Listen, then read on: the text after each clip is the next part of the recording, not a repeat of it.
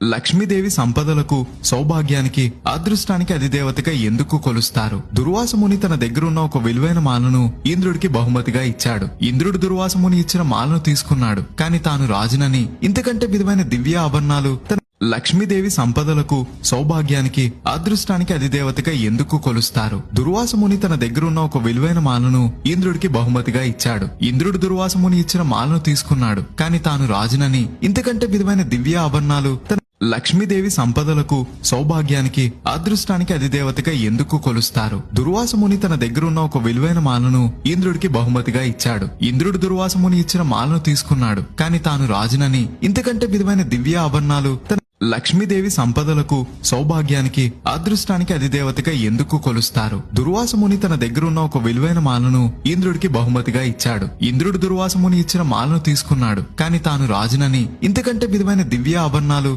లక్ష్మీదేవి సంపదలకు